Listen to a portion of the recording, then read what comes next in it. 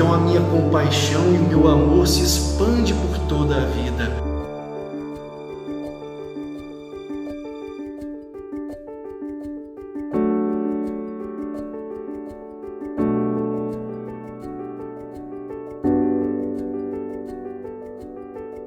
Mas nós temos confundido a palavra amor.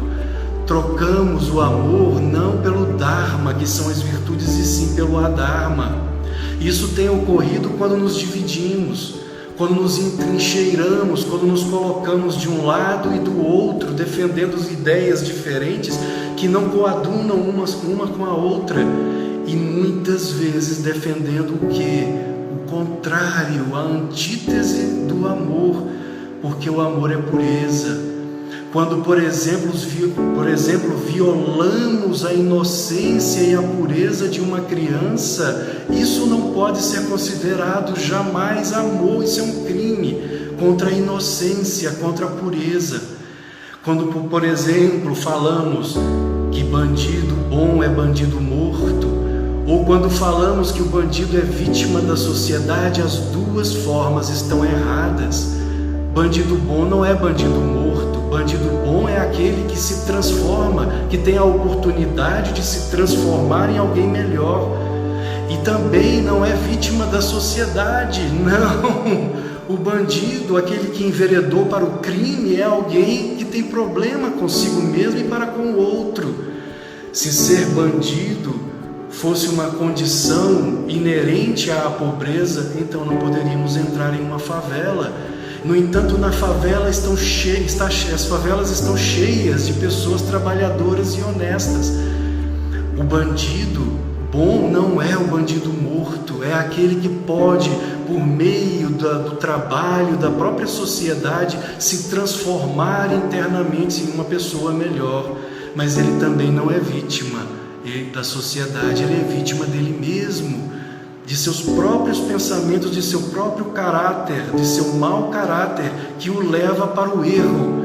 Existe uma música, uma canção da infância que eu gosto muito: o meu chapéu tem 3 pontas. Isso me lembra quando alguém afirma, por exemplo, que existe uma lógica no assalto. Não existe lógica no assalto, porque o assalto é violência contra outro, é tirar do outro aquilo que não é seu. E quando você tira do outro aquilo que não te pertence, que não é seu, você está cometendo um ato de violência para com o outro.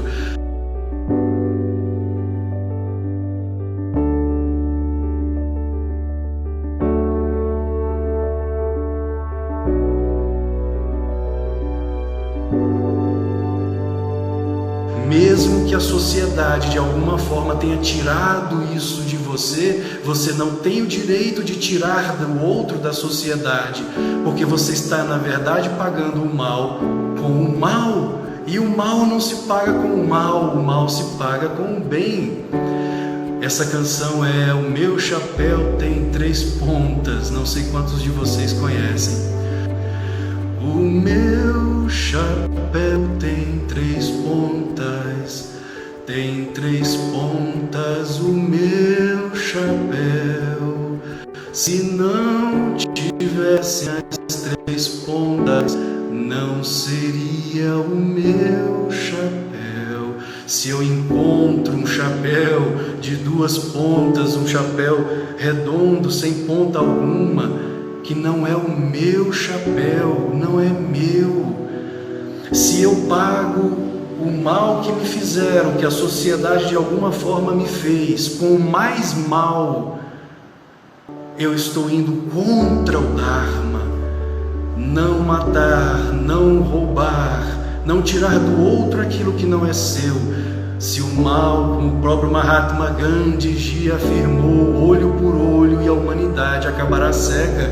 Se eu pago o mal com o mal, a sociedade chegará à autodestruição, se autodestruirá. Então amor que é esse ingrediente, essa compaixão karuna, capazes de libertar o mundo e trazer uma verdadeira era de paz, uma era de ouro à humanidade, não é seguir a lei do caos, não é seguir as leis contrárias à lei divina, as leis divinas. repudiar as leis sagradas. O universo só existe porque ele é movimentado por leis, a lei da gravidade, a lei do eletromagnetismo, as leis do universo quântico, a lei forte e a força fraca, a força centrípeta, como é dito pelos cientistas, é a força da união, da coesão.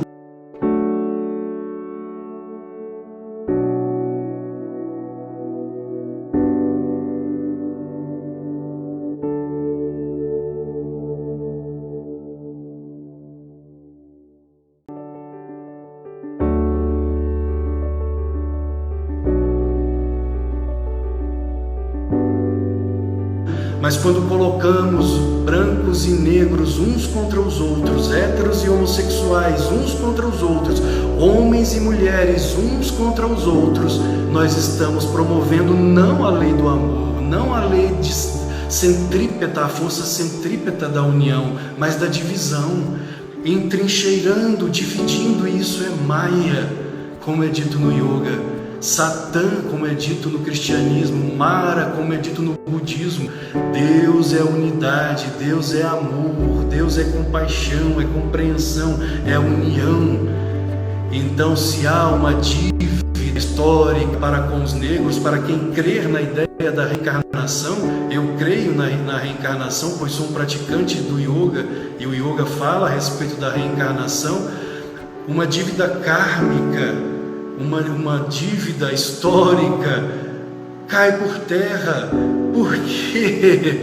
Porque se o Alexandre hoje é considerado branco, se hoje eu sou considerado branco, hoje, em uma encarnação passada, eu posso ter sido negro e escravo.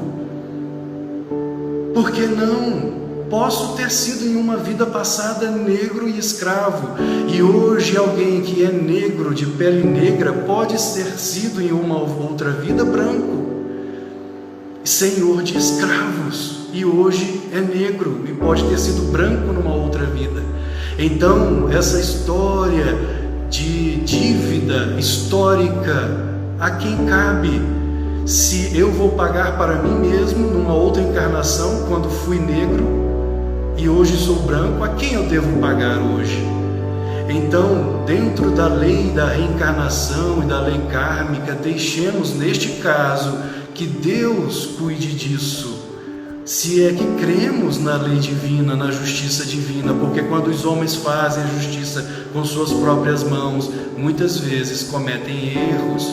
Isso não quer dizer que o assaltante e o assassino não devam estar presos, sim devem, porque senão eles continuarão cometendo crimes, gerando karma para a sociedade e para eles mesmos. Na verdade, a prisão de um assassino é uma bênção para ele, porque ele ali preso não poderá mais continuar gerando karma contra ele mesmo.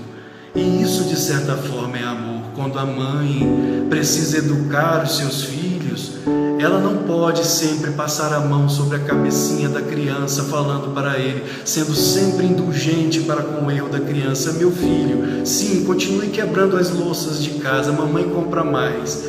Sim, continue quebrando tudo dentro de casa, mamãe resolve tudo, filhinho. Não, a mãe tem que saber educar, e às vezes uma boa palmada com amor, não com raiva, não com ódio no coração, é necessário.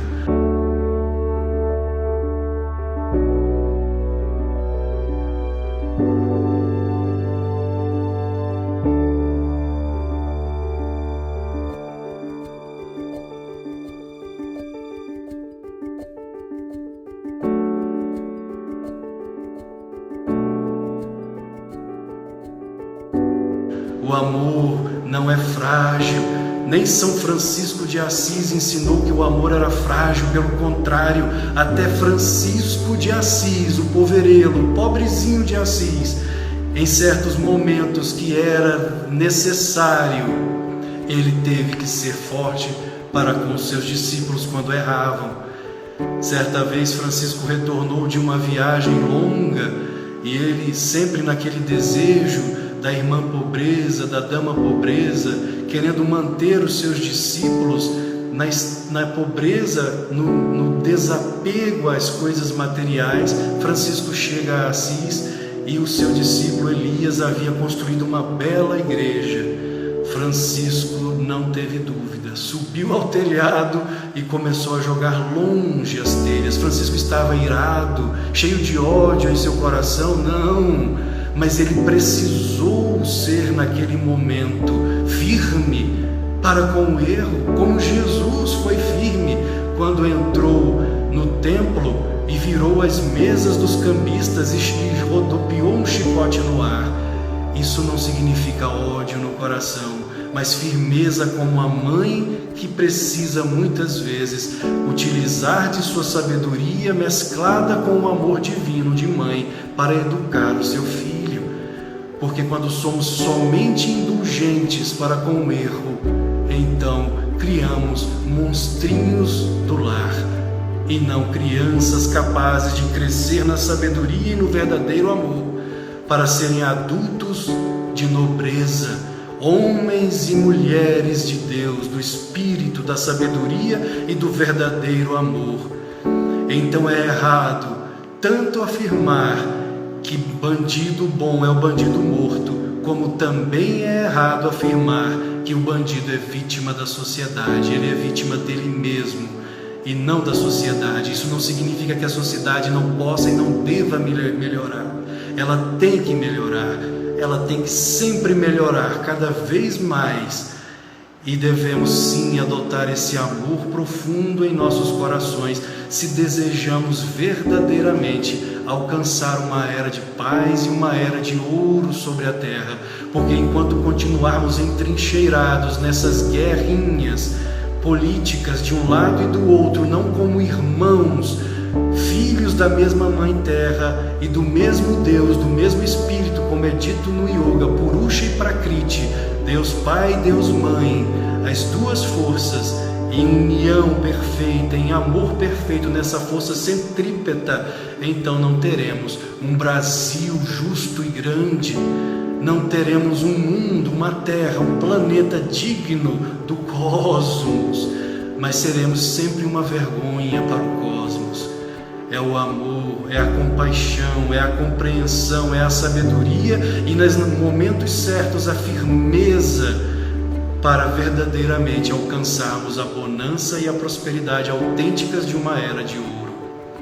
Certa vez, Francisco de Assis foi visto, gosto de contar essa história de São Francisco, foi visto aos prantos caminhando em uma estrada deserta por um camponês. O camponês se aproximou de Francisco e disse a ele: irmão, por que choras, irmão? E Francisco disse: meu irmão, o meu Senhor está na cruz e você me pergunta por que choro. Quisera ser neste momento o maior dos oceanos para derramar mais lágrimas. Quisera que se abrissem todas as comportas e se derramassem todos os dilúvios para me emprestarem mais lágrimas. Ainda que se juntassem todos os mares da terra, não haveriam lágrimas suficientes para chorar a dor e o amor de meu Senhor crucificado. Quisera ter asas invencíveis como de uma águia para voar alto sobre as montanhas e gritar sobre as cidades: o amor não é amado, o amor não é amado. Como é que os homens podem amar uns aos outros se não amam? O amor é o amor que deve ser amado. E o amor não é a indulgência ao erro. O amor é a compreensão e a percepção de que existe algo mais, de que não somos o corpo, como cantava Adi Shankaracharya: nascimento, nem morte, nem casta eu tenho, pai e mãe não tenho também, eu sou ele, intelecto, nem mente, nem ego, nem tita, céu, nem terra, nem mais eu sou ele, eu sou felicidade infinita. Então, enquanto levamos o amor apenas para o soma, para o corpo, para a matéria, para o materialismo dialético, não teremos verdadeira paz. Paramahansa Yogananda deixou claro, como lemos no Romance com Deus, página 66, nenhuma ideologia nascida sem Deus trará paz à terra. Nenhuma ideologia nascida sem Deus trará paz à terra. Deus é o sustentador, a palavra, o Om, o Pranava, o Verbo. Ele é tudo, desde o átomo, desde as partículas subatômicas que modelam o cosmos, universos com dedos de fadas. Sem Ele não somos nada, como a onda não é nada sem o oceano. Então o amor é tudo, o amor autêntico, em primeiro lugar, a Deus dentro de nós, porque quando distanciamos Deus de nós, quando o colocamos sentado sobre um trono de ouro a nos julgar e a nos lançar no inferno, aí também não há amor. Existe uma história contada por Yogananda que certa vez ele estava caminhando lá nos Estados Unidos e ele, como foi um avatar, uma encarnação divina, inclusive certa vez em uma palestra ele afirmou a um auditório lotado: eu conheço o pensamento de cada um aqui presente. Isso não é telepatia, eu estou em vocês. Isso é consciência crística, consciência de Vishnu. E ele então, caminhando por uma rua, ele captava os pensamentos das pessoas e ele entrou então em um estabelecimento e sentia o sofrimento do dono daquele estabelecimento. E ele então estabeleceu um diálogo com aquele senhor. E ele sabia que aquele senhor acreditava firmemente na existência do inferno. Na existência do inferno como um lugar onde as almas devem perecer por toda a eternidade. Yogananda disse a ele, conhecendo o sofrimento interno dele, conhecendo os pensamentos dele: eu conheço o seu sofrimento, eu sei a respeito de tudo do seu filho.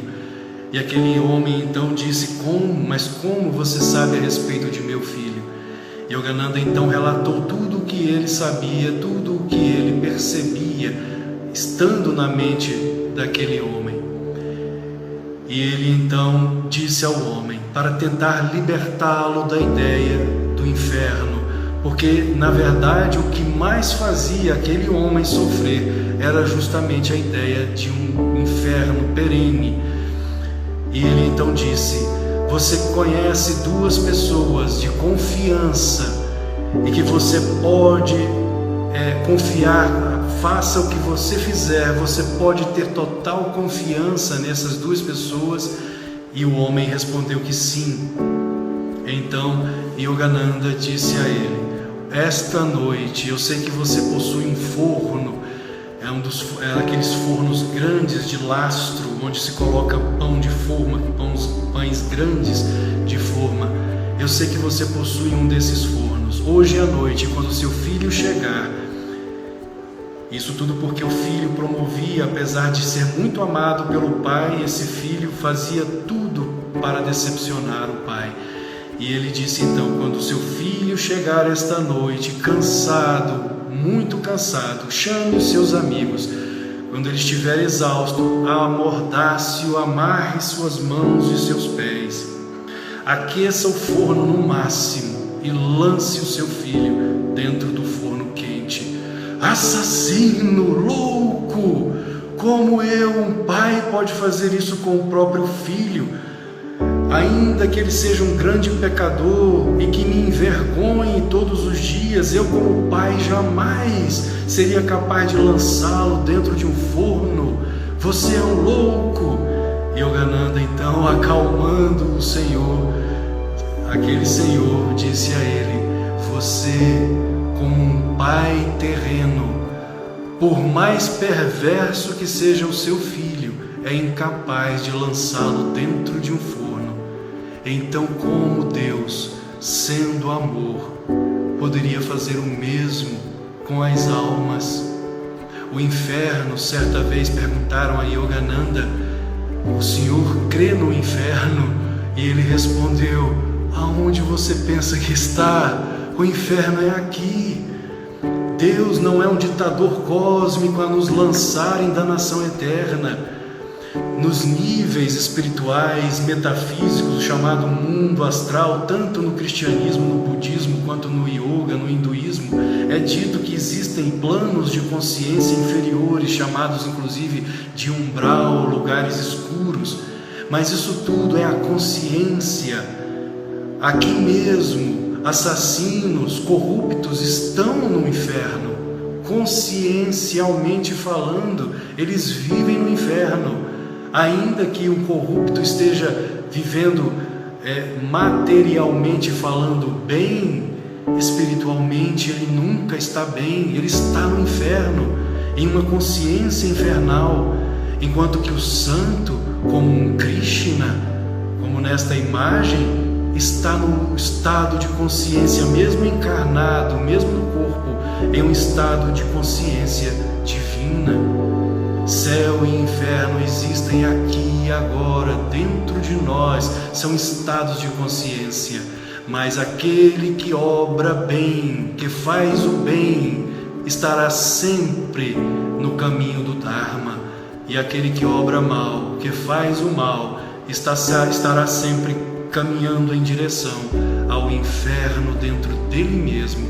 E após a morte, há vidas sucessivas, encarnações e reencarnações de sofrimento e sofrimento e sofrimento, até um dia, pela misericórdia divina, pelo próprio despertar interno, pelo mérito kármico, despertar finalmente de seus erros e desejar trilhar o caminho da luz. Certa vez também é contado que o Senhor Buda, Siddhartha Gautama, algo parecido com a história de São Francisco, mas muito antes de São Francisco, milênios antes de Francisco, também caminhava por uma estrada deserta e foi atacado por um asura, um demônio. O demônio ameaçou Buda, o Senhor de Karuna, compaixão, e disse a Buda: eu o matarei. Buda sorriu e disse a ele: não, você não me matará, porque é um ser divino e eu o amo. E o demônio então se transformou em um belo pássaro e voou. O que falta à humanidade hoje, o grande ingrediente divino ensinado por todos os iluminados em todos os tempos, em todas as tradições, é o amor. O amor a Deus em primeiro lugar, amar a Deus sobre todas as coisas, como afirma a Bíblia e afirmam todos os textos sagrados, os Shastras indianos e todos os textos de todas as tradições. Amar a Deus em primeiro lugar, sabendo que Ele está dentro de você e ao próximo, como a ti mesmo. Esse é o ingrediente divino único capaz de transformar o mundo e trazer uma autêntica era de ouro para a humanidade. A humanidade precisa aprender a amar. Enquanto não aprendermos a amar, não evoluiremos de fato e não sairemos do caos, mas estaremos nos metendo em confusão, sempre uma após a outra, nos entrincheirando em ódio e em declarações de ódio, em vez de em declarações de autêntica paz e autêntico amor. Agradeço a presença de todos. É uma alegria divina estar com todos aqui. Namastê, uma ótima noite. Uma ótima noite a todos. Namastê, paz e bem.